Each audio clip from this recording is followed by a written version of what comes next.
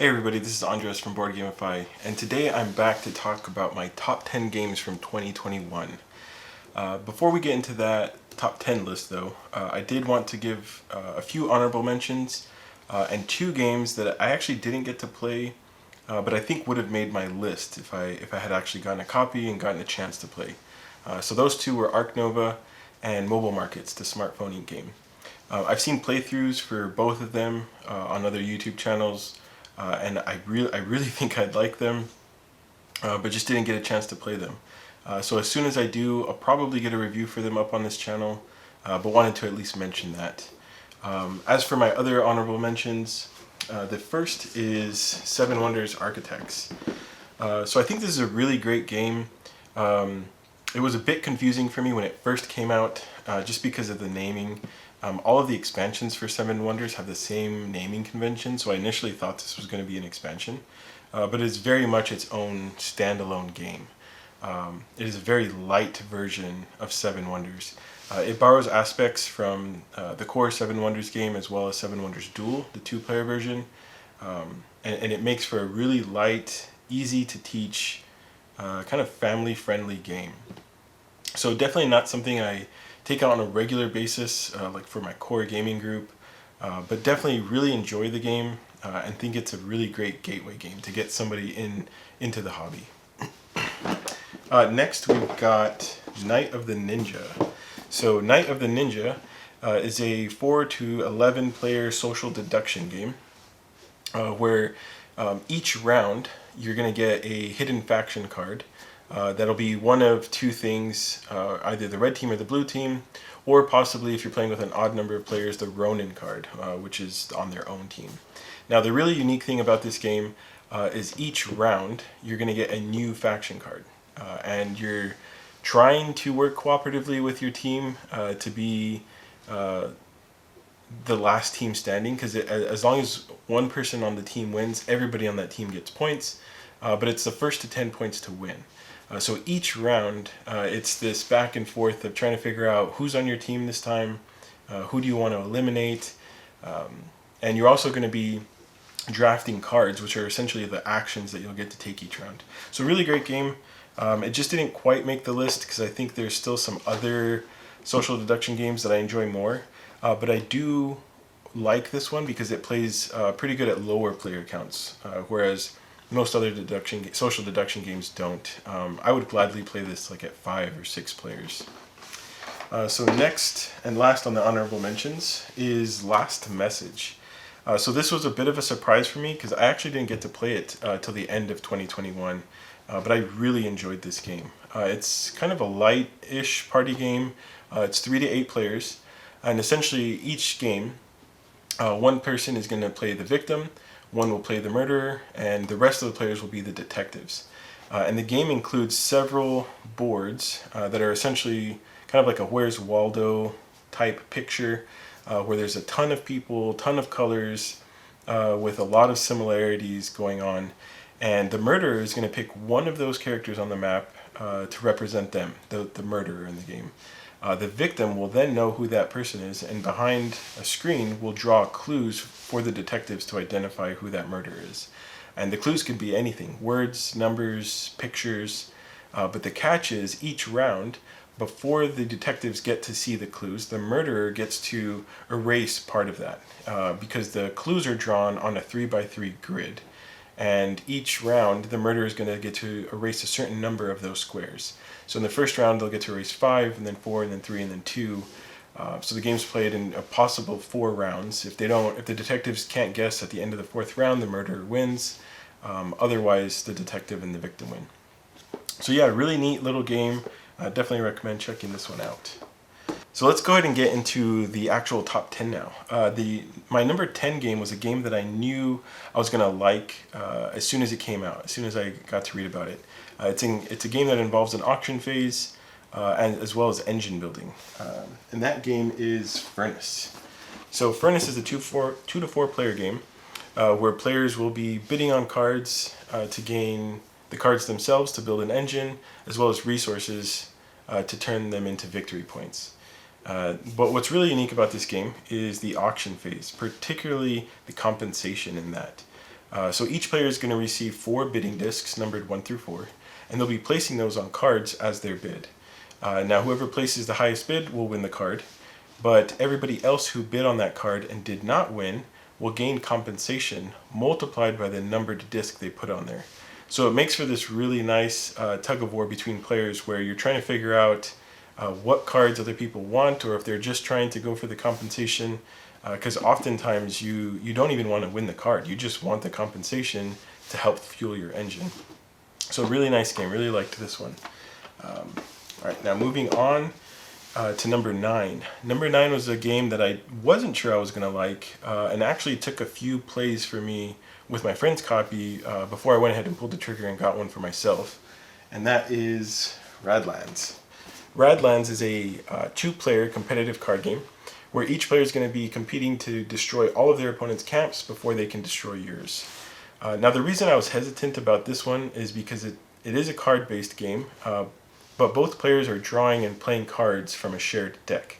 And my initial thought was, that how can that would be like a really low replayability game if you're constantly using the same deck and playing the same cards. But surprisingly enough, this game has quite a bit of replayability, but it does not come from the shared deck. It comes from the camps that you're attempting to defend. The game comes with, I believe it's 34 or 36 camps to choose from, and you only choose 3 each game.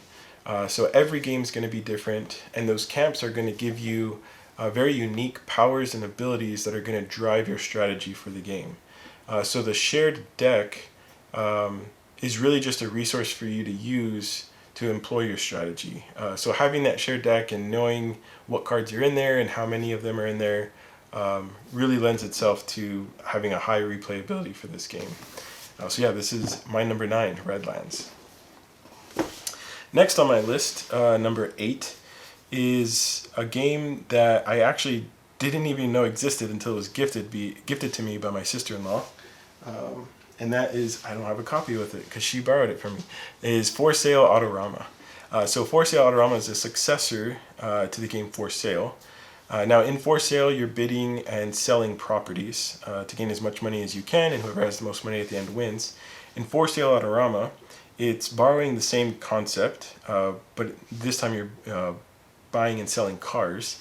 But they add an additional phase at the beginning where you're going to bid on workers, like car salesmen.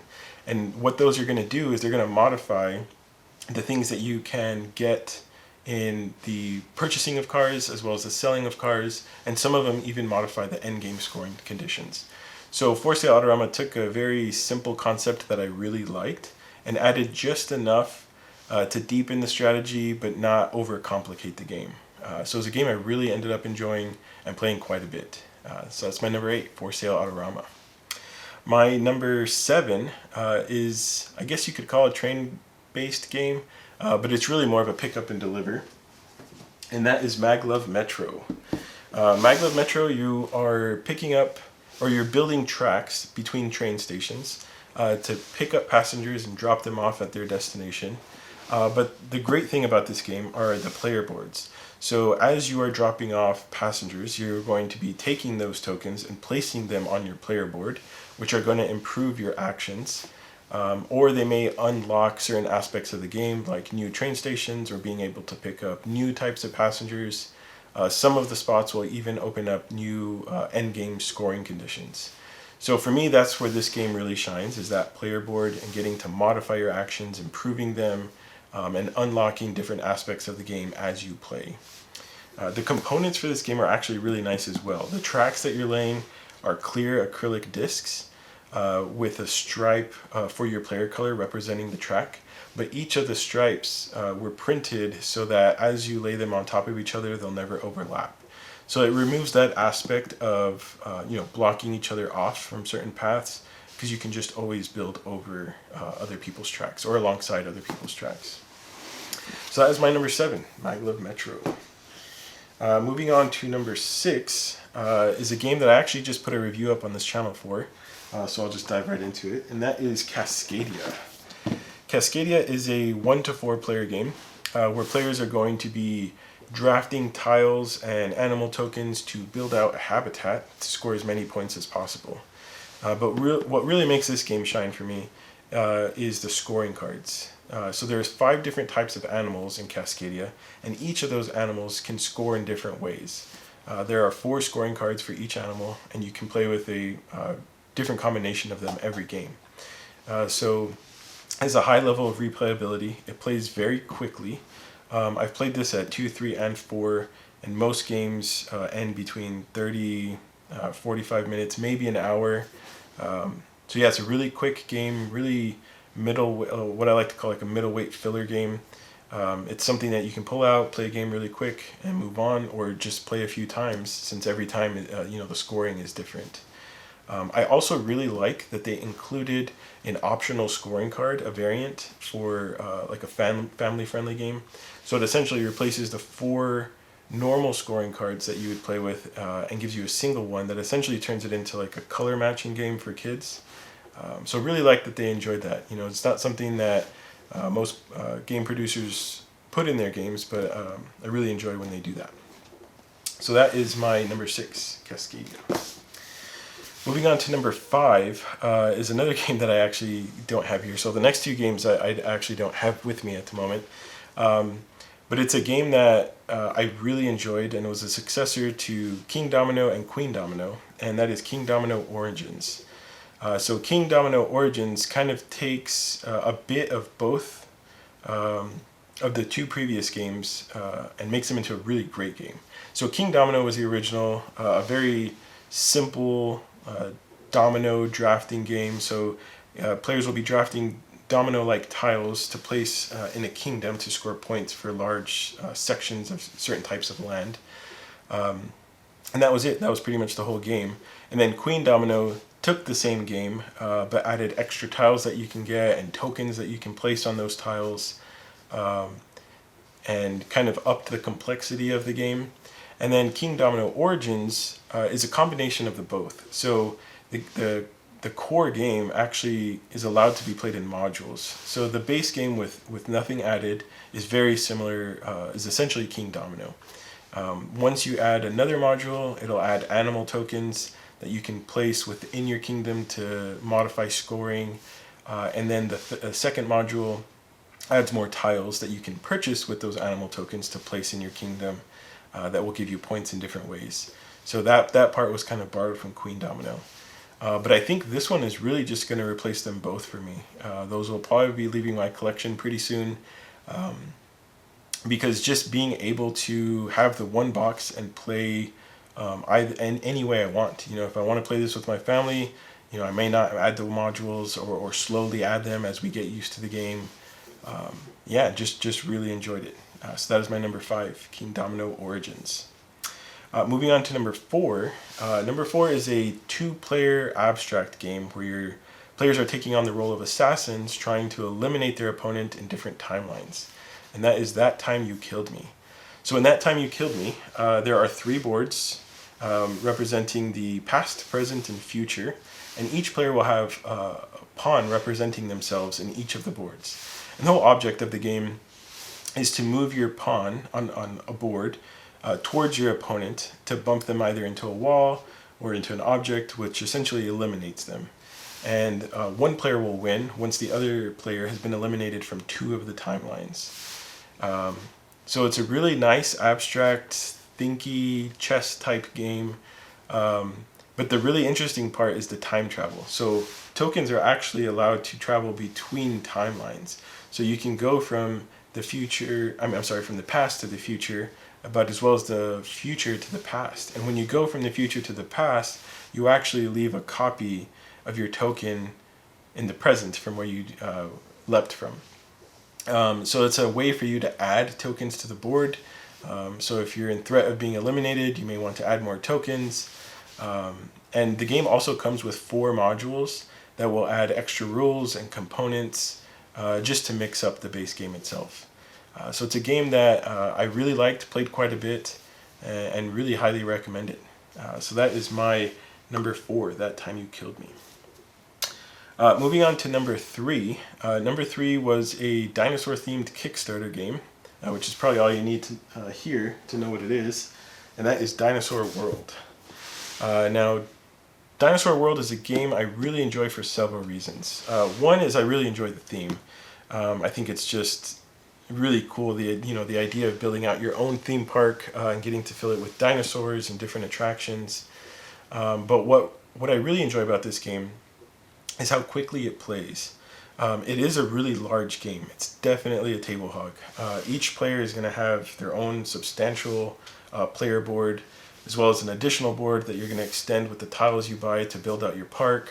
The main game itself has 3 boards in the center where tiles get placed, a bunch of tokens for currency and workers and threat tokens, and the dinosaurs, dice that you roll. So definitely a ton of components, but plays so smoothly.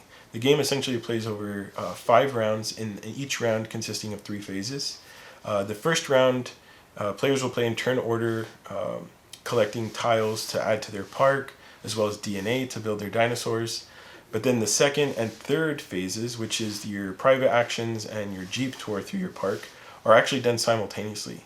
So 2/3 of the game, the players are playing at the same time, which really reduces the amount of time this game takes to play, which is really refreshing to have a large, crunchy game like that not take, upwards of 2 to 3 hours. You can easily knock out a game of this in an hour, hour and a half. So that is my number 3, Dinosaur World.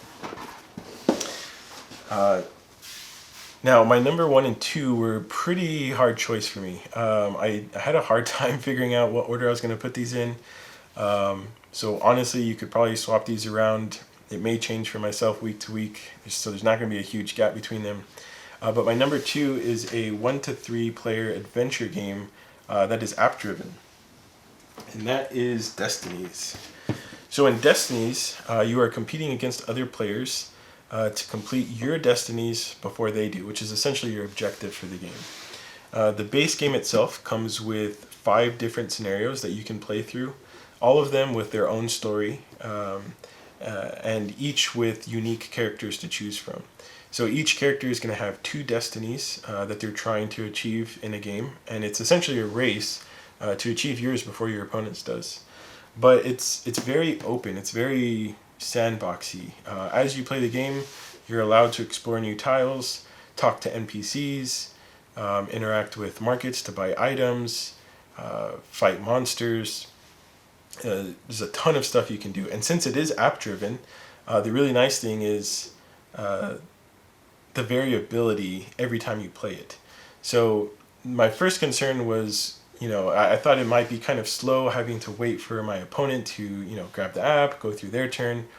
But every player's turn is open information for everyone else at the table. So just because it's not your turn, you still want to pay attention, because some of the people they interact with or places they visit may give you clues to complete your objective. So you pretty much stay, a part of the game even when it's not your turn. So I just really enjoyed this game. It's also got a very unique skill tree mechanics for your skill checks. So each player board is going to have 3 tracks numbered 1 through 12 that will represent your skills. And depending on the player you are, you'll set this up in different ways by placing wooden discs underneath a certain number of those numbers. And when you want to do a skill check, you'll roll dice, and then you'll check your board to see each wooden disc that is on or below that number counts as a success. So you'll enter that number into the app, and based on how many successes you got, it'll show you what the result is. So really enjoyed that, especially since as the game progresses, you can gain experience, which allows you to move those discs around. So it makes for an interesting decision with the player to either move their lower discs even lower to guarantee successes for future rolls, or start moving some of those higher discs down to gain more successes later on. So yeah, really enjoyed this game. My number 2, Destinies. Which brings me to my number 1. My number 1 is a 1 versus all hidden movement game, and that is Mind Management, or Mind MGMT. Mind MGMT is a 1 to 5 player hidden movement game where one player will be taking on the role of the recruiter, which is going to be secretly moving around the map trying to recruit as many agents as they can. while everyone else is playing the rogue agents, attempting to stop the recruiter before time either runs out or he recruits a certain number of agents. Now, what really drew me to this game is I've always loved hidden movement games. You know, Letters from Whitechapel, Spectre Ops, Fury of Dracula, but I've always felt those games kind of have a slow ramp up to the tense moments and a lot of the action of the game. This one gets straight into it. The recruiter gets to take essentially 6 moves before the rogue agents even have a chance to start figuring out where they are. And then the board itself is a grid with each square containing 2 features, which are essentially 2 colored items. So maybe like a red bird, a black dog, some monks, a purple bus. And as the rogue agents are moving around the map, they'll get to ask about those features. So they may say, have you ever been on a red bird? So the recruiter will then have to look at their steps. If they have been on a red bird, they'll place a footprint there. Rogue agents can then on a later turn move to that footprint and ask for further information, like exactly what turn were you on this space. So lots of decisions for the rogue agents to make to reveal certain things about the game. And the game itself comes with a training mission, which I highly recommend you do. It's really quick, it only takes about 30 minutes. But it introduces you to the mechanics of the game and gets you used to the kind of strategies you need to employ to catch the recruiter.